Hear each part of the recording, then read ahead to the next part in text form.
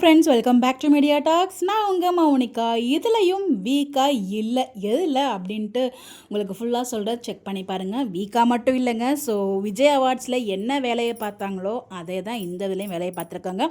Only இந்த 7:30 to 9:30 serials இதில் மட்டும்தான் அவங்க ஃபோக்கஸ் பண்ணுறாங்க. விஜய் டிவி வேறு எதுலேயுமே ஃபோக்கஸ் பண்ண மாட்டுறாங்க.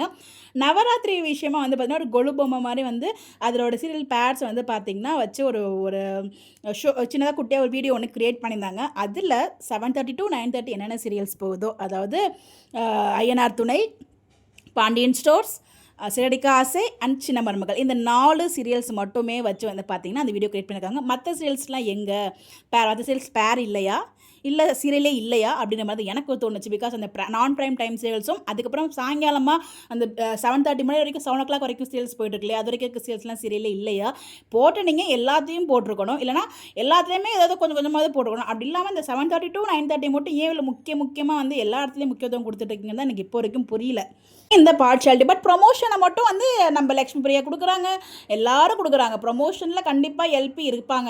மேக்ஸிமம் நீங்கள் பார்த்து நான் அதனால எந்த ப்ரொமோஷன்ட்டையுமே நான் ஷேர் பண்ணல. எனக்கும் லைட்டாக கொஞ்சம் வருத்தம் இருந்துச்சு. அதனால தான் வந்து அதை பற்றி நான் பேசவும் இல்லை. நீங்கள் வந்து அவங்கள பற்றி நீங்கள் எதுவுமே எங்கள் வீடியோஸ் எதுவுமே சிறப்பாக போட மாட்டேறீங்க. பட் ப்ரொமோஷனுக்கு மட்டும் உங்களுக்கு யூஸ் பண்ணிக்கிறீங்களே அப்படிங்கிற மாதிரி எனக்குள்ள ஒரு வருத்தம் இருந்துச்சு.